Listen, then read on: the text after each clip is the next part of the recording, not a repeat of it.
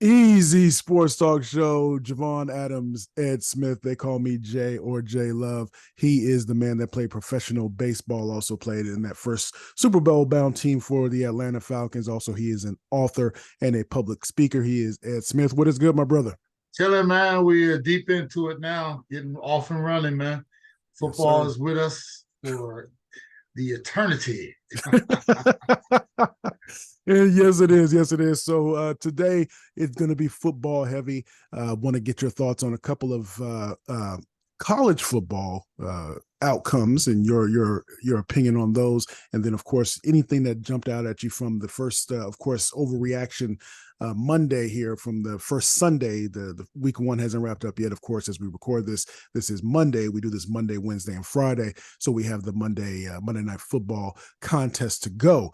But we would be remiss if we didn't, and we if we didn't at least have a moment of reflection. This is 9/11 as we record this. And so it's what, 22 years since 9/11, 2001. And everybody can tell you where they were, depending on how old you are, of course, but they can tell you where they were when 9/11 happened.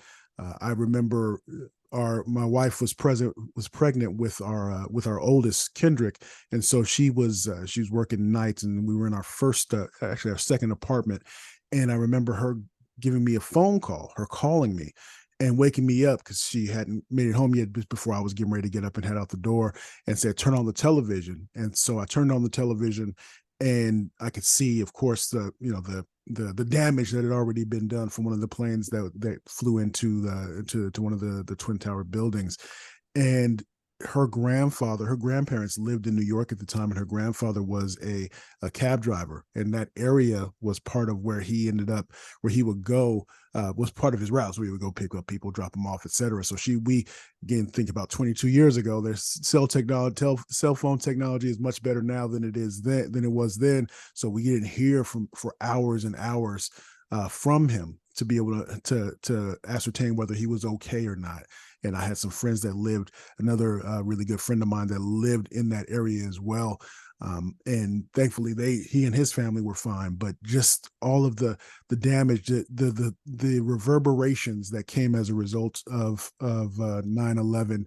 And I think about the you think of if you put your hand on a table, and so you have the five individual fingers. And so if you think about around that time, we're all five individual fingers in terms of as a country, with so much separation. And then that happens, and it galvanized us, and so we became a fist, really united in a lot of ways. And then as time passed, we became that hand again, with the five separated fingers. But 9/11, it definitely, if you're too young to remember what it was like, the fact that the way in which as you go into an airport these days, and a lot of the protocol that comes from that is a result of 9/11 and some of those things in what happened there. And so we still kind of live with that. And so there's still the heightened sense of awareness, especially for folks my age, and I'm sure your age as well, Ed. But what do you remember, besides the lives lost and the heroes that came out from that, I forget the name of that flight, but what reminds you, what do you think about with 9/11?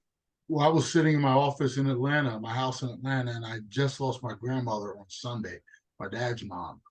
So I was actually studying for my Series 63 license, and I was getting ready to fly up to New Jersey, of all places, flying to Newark for my grandmother's services, which were that Saturday, and also to take my test. So what happened was everything was grounded. Mm-hmm. I had to take, and this is obviously, it was on a Tuesday.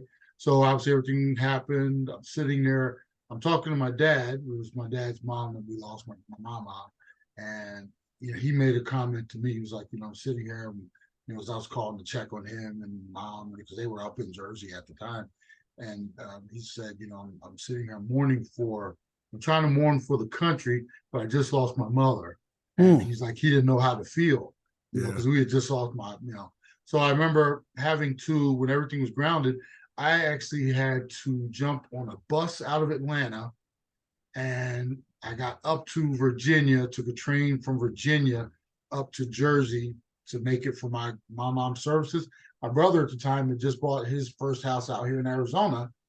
He could not get across because it was easy for me to jump on trains and buses to get just up the coast. He Yeah. couldn't, so he had to actually miss my grandmother's services, my mom's services, because we buried her on that Saturday after a 9/11 hit. So that was very conflicting for us in the family. But I remember sitting at my desk, my best friend in the world at the time, he has since passed, but Eric called me.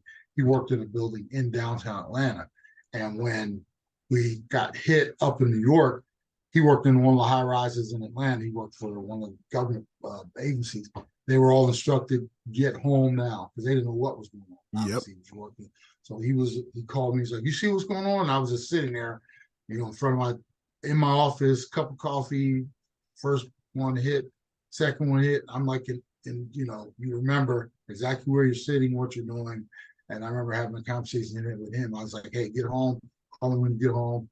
And then obviously everything happened, in terms of the journey it was for me to get up from my grandmother's service. I will say this much.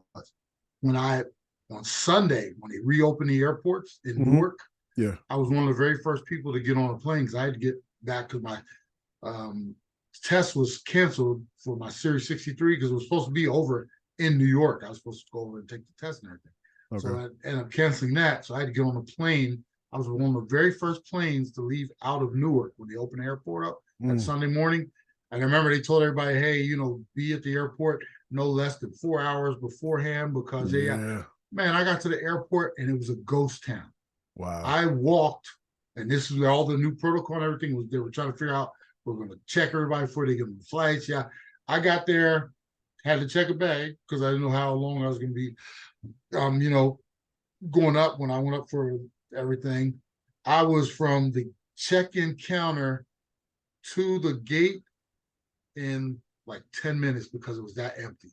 Yeah. I remember getting on the plane, Jay, and it was, like I said, we took off out of Newark.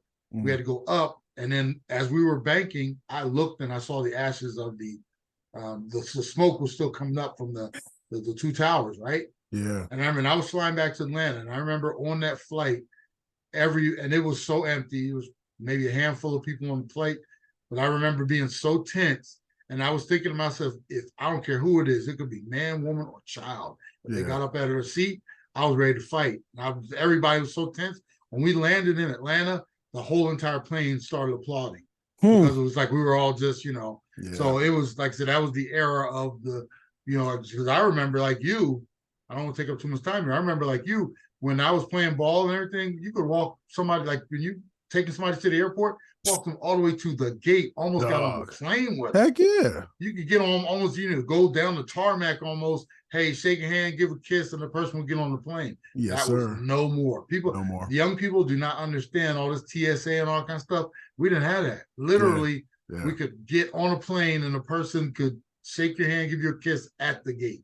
Yep. Crazy. Yeah, I agree. And you mentioned the high-rise buildings. I was working for the Arizona Republic around that time, and that's what a 10-story, I want to say a 10-story building. So it's one of those tall buildings and plus being a media company with being a newspaper, they told us to go home at around midday. They said, go ahead and go home because I went into work that day because rumors start to spread just as quick as could be, but they told us to go home because of that reason. So yeah, it was surreal for a lot of days. When COVID hit and the streets were so empty driving around, because I was still, you know me, I like to, at the end of the day, I go and I drive around, and I remember driving for a couple days after that, driving from work to home, and how the streets were really pretty much so empty because everybody was glued to the television, and there was so much uncertainty.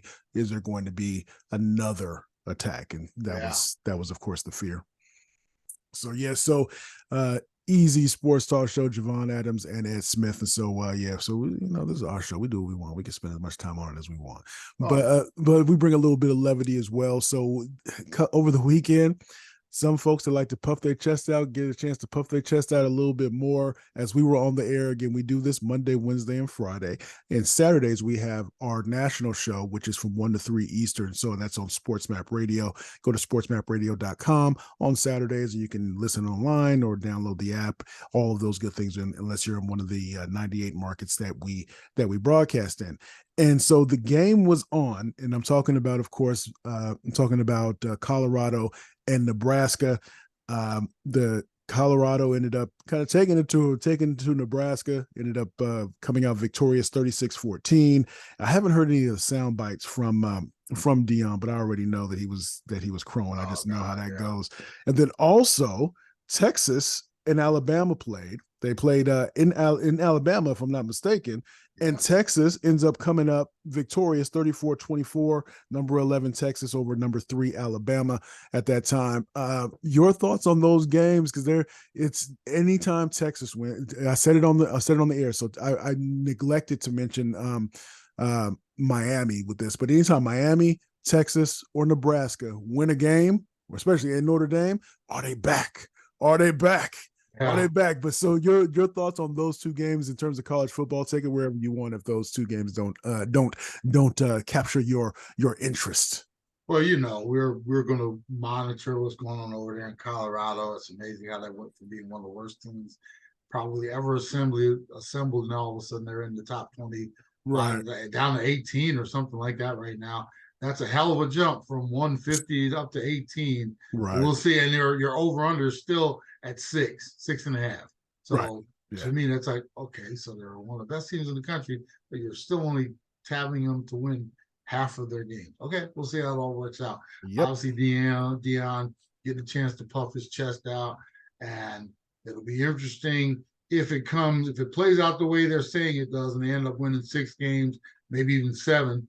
How much he's going to be running around beating his chest when they're 6-6 or whatever it is. But right now, he's earned the right. I don't. I have the also have earned the right not to listen to him. This is true. So I Yeah. can back away from the media that's going to praise them and et cetera, et cetera. We'll just see what happens over these next few weeks. But like I said, Colorado, they're doing their thing right now. The one that gets me, the Texas over Alabama, because my nephew went to Alabama, Yeah. still doesn't have to make me a Saban fan. Saban's a bully. Always tries to tilt things in his favor, whether, hey, well, we need to do this for it's always poor Nick and his program, or poor his players, or but when everything is slanted in his favor, he doesn't want to talk about that either. It's nice to see Texas go in there, because I like to see crabby Nick.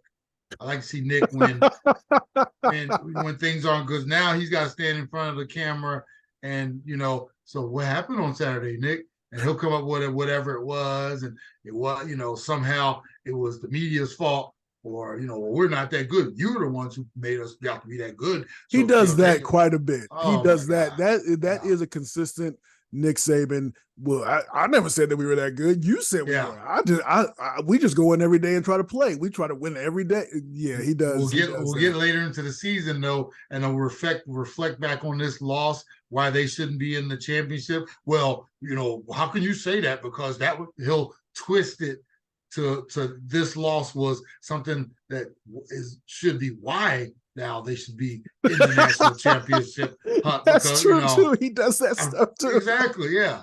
He So does that quite a bit. yeah, Yes. Yes. but how. So I was glad to see Texas put it on him, and we'll see how he flips this over the next 10 weeks leading up to selection Sunday or whatever it is for. But he's always a martyr. He's always a martyr, even though the best players in the country. But you can't say that. So we'll see. I'm What's glad to see them interesting, take that beat down though. it is going to be this happens oftentimes. It doesn't matter what sport it is, but you build yourself up for a game like this with Texas. So they beat Alabama. And what's the next week going to look like? Is there going there when people talk about that letdown, that's a mental thing. It does happen because it's human nature to say, oh, we got through that, and you exhale. And now the next opponent, whether it's baseball, whether it's basketball, college football, whatever it is, that you don't play quite as hard. You don't watch quite as much film. You don't try to hit that turbo boost just quite as early as you did before, and that's going to be a concern. Yeah, I said leave it to Nick to twist things, and then here's the thing too, Jay. This whole thing with the preseason polls. Yes. That they at some point you got to get rid of them. I guess they'll never get rid of them because it's all The about numbers in money, front is what generate. Yeah, is where all the glitz and glamour comes. yeah. You rank these teams after preseason, and then teams either have to live up to it or live out of it. You rank a Yeah. team, you don't rank a team. Now they got to fight up the ladder the whole way because we didn't think they were that good. Yes, Why not sir. let Colorado play a game or two before we deem them one of the worst teams in the history of football? Same thing with Alabama. You put them Yes, up there sir. 3-4 preseason, and now we find out maybe they aren't that good. Or it's all hype. It's all about rankings and money and all this kind of stuff. But I'm glad that I love me. I love to see things flip flop. You do. I love when the cart gets turned upside down. So I like when some of these teams, even LSU with Brian Kelly and running their mouth and everything. I like when these teams get beat early, and I like to see the underdogs. I just don't like to see Deion Sanders, who claims they're not enough. Like I said, he just loves to run his mouth. Don't you like how everything about the program it ultimately all comes back to him? Yeah. Even in last week's, I'm embracing this rivalry. I'm embracing that. Every word out of his mouth is I'm. It's not about his players or the program. It's I'm this, I'm that, or you didn't think I was this, or and we'll have to live with that until somebody beats them down. Until that happens, I guess we're gonna have to listen to him run his mouth. But I am so rooting for certain things to happen as we motor through this city. Now this week they got Colorado State, so we can assume that's going to be a victory. And oh my God, now 3-0. Yeah, if they go to 3-0, we're gonna see how that goes. So, Easy Sports Talk Show. Ed Smith, Javon Adams. What from the first Sunday of as football is back in terms of on the professional level, NFL is in full swing. Again, we have the Monday night game tonight. What, if anything, stood out to you? There's one that stood out to me. We were going over on the show on Saturday, and we talked about the 49ers and the Steelers. That game surprised me. I went to get myself an adult beverage later on in the afternoon after I got done, doing a little bit of grinding and hustling, and walked into the spot, and the guy had a Steelers jersey on. I said, "Hey, how you doing, man?" He said, "I've been better, man." I said, "I've been better." But that is the biggest thing that surprised me when Purdy. Okay, I'm still waiting for at least give me 4 or 5 more games of Purdy before I can maybe make it. But because that team is so loaded offensively, and because of the way that that the game is called from an offensive standpoint, yeah, as long as you just don't mess it up, you all right. But that's still 30-7 was the final score. That surprised me. Bruh, how many times you are the master of the statement. If somebody tries to tell you who they are or what they are, believe them. Yes. I mean, what's Purdy got to do? Go 17-0? I mean, he's won every game he did last year. And I'm not saying they're going 17-0, right. Because there's no such thing as undefeated in the NFL. Yeah. They are going to lose again. But what does this man have to do at this point? He won 7 of 7 last year. Yeah, okay. Until he got hurt in the NFC Championship game. He comes out and looks as crisp as clean with not a lot of preseason work. And this is the Shanahan effect. Yeah. Shanahan has taken some B quarterbacks and turned them into A minuses. Yeah. I say even A plus. He's taken Purdy, Mr. Irrelevant, last guy picked in the draft, 7th round pick, last dude pick. He's made him look this good, and he fits his system. He just does what he does. Yeah. What does this man got to do to prove it to you, Jay? I mean, come on. And, the biggest surprise for me was the egg that the Cincinnati Bengals came out. Now that wasn't too surprising, just because Joe Burrow was coming back from the injury. He didn't even play aside from right in the beginning of the preseason. But man, a little concern after getting that bag too. Yeah, that was doo-doo. That was straight doo-doo. You know what that was, Jay? That was walking out in the park and looking down on your shoe, and you got those sneakers with all the the fancy design underneath them, and you get that doo-doo all up in there, and you try to rub it off, but it's still up in the Oh my design. goodness. So you got to get a popsicle stick or something like that and scrape it out. And that was, and it was encrusted, bro. It was, you Oh didn't find it man. until it was already dried underneath there. So it wasn't Yeah, even right. moist where you could take the and spray it off or anything like that. You had to get the popsicle stick, bro. And that was, oh my God, that was disgusting. And there was some others too, but that was bad. That was straight, Yeah, I was surprised. The hype going, well, not hype, but the expectation. So difference between hype and expectation, but the expectations for the New York Giants to come out Oh and boy. at least stay on course in terms of the trajectory of from what they had even if they had lost a close one, you could understand that. But my goodness, it's as if they didn't even show up. I wanted to ask this. We also do the Believe in the Arizona Cardinals podcast, or Believe in Cardinals. So just search that BLEAV in Cardinals. And we talked briefly. I didn't mention it when we did that earlier. Weather. I mean, I know weather don't help you to prevent you from getting blown out, but still, there was a weather component with the Arizona Cardinals, right? So, somewhat of a weather component when it was raining. The rain was coming down, and really in that game for the Cowboys and the Giants, both teams had to play in it. But what does that do to you when you're playing in the elements like that?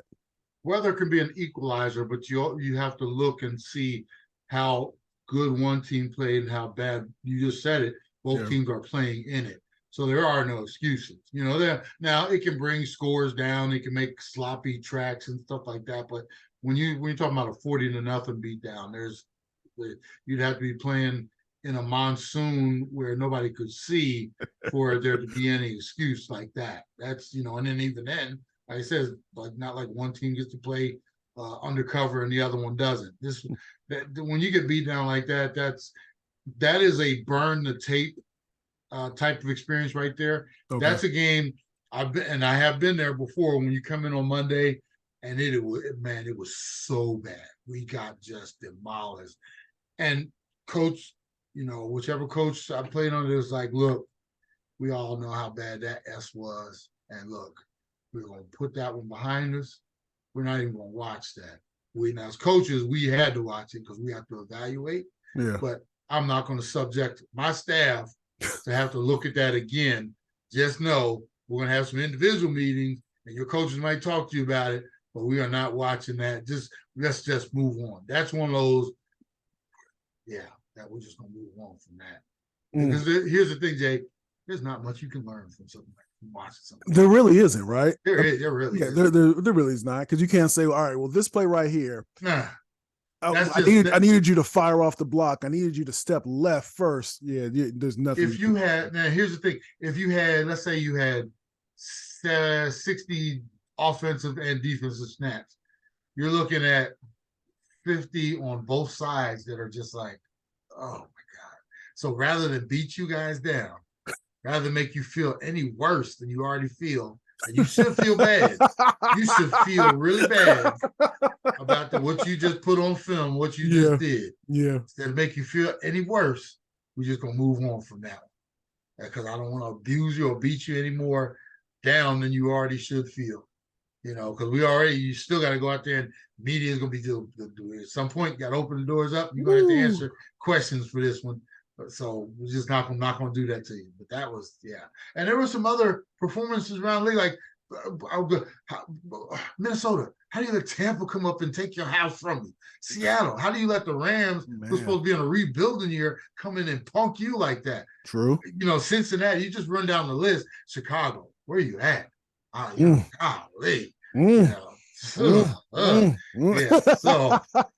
But once again, I will say this much, Jay. Yeah. I said it earlier today. Say it again. The first month of the season is going to be preseason for a lot of teams moving forward every year, because they don't get enough work in during the off season. All the offensive linemen don't get enough work, especially. We can't hit during the preseason. Nobody plays anybody. So these are the type of results we're just going to have to live. We're not going to know the identities of these teams until October. meaning you'll see some of these, but everything like what was that old saying? Cream rises to the top. This is true. The bad teams will find a way to eventually get to their cellar. The good teams will eventually find a way to hit the right button on the elevator and find their way to the top for the most part. So always some surprises. J.K. Dobbins, I know you man. fell for that, man. I mean, out. And this is a contract out. for him. Yeah, he's out for the season. Well, Achilles, I want to say, right? Yeah, that seems worse than the ACL, if you ask me. Yeah, trying to get that burst and trying to get up to speed, and oh, good Lord, I deal with little tweaks and annoying things with both of my Achilles, man. I've been on a football field. I've been on a football field. Somebody stepped on my Achilles before, and that was, I mean, if you felt like somebody shot you, let alone rupture one of those things. Yeah. Oh my God, I cringe just thinking about it. Indeed. Yeah. So I want to tell me what I didn't get a chance to stop by because I was grinding, and then I went and tried to get a little bit of running in yesterday. The YouTube setup. So you had to. So do you have it figured out? Because you showed me, you posted a picture up, and it looked like you was in command and control. I mean, what's going on? All hail YouTube TV. Okay. They figured out a way to make the experience even better. Ooh, now you were skeptical going in, or you were just uncertain. Uncertain. I had no idea what to expect. It was, and I was so pleasantly surprised. They gave you the 4-pack. I was able to put 4 on my screen. Yeah. And here's the thing: when I used to do it with DirecTV last year, I would do split screen, but you only had the 2 small boxes. Half the television was still left unused because you got this was 4 identical split games on the 60 or 70-inch screen. Yeah. So it was like watching 4 minis. Then I also had the ability to watch on the side TV. The main game, I wanted to put my nephew's game on that one, so I put that one on there. Yeah. And then I had the red zone on the computer in front of me, which is not a small monitor. On the regular TV, it was like I had like Nassau Control Central or whatever you want to call it up in here. I could not have been more pleasantly surprised. No, there's no issue with the streaming. Nothing. Now we might have been 20 seconds behind actual feed and stuff like that. Never had a glitch, never had an issue, nothing. I am so happy with YouTube right now that I could. Because you weren't looking forward to it on Saturday. You were thinking, you were not looking forward to it. Still not happy with that price. Oh, well, $439. That's on a discount. Still not happy with that. But as far as the product itself, bro, I'm ready to go. I got no issues for the next 17 weeks, bro. I'm good. I got it figured out on week 1. Yes, Lord. If you ever need a place to watch the game, bro. I will be. So on that note, we do this on Monday, Wednesdays, and Fridays. Tell a friend about what we have going on here at Easy Sports Talk Show Podcast. And again, we have the radio show every Saturday from 1 to 3 Eastern. We also easysportstalk.com, easysportstalk.com. We have the Believe in Cardinals or Believe in Arizona Cardinals podcast as well that we do on Mondays and Thursdays. So this is that time. We getting in that sweet spot. We getting in our zone right now. And so as we always like to say around this time, you can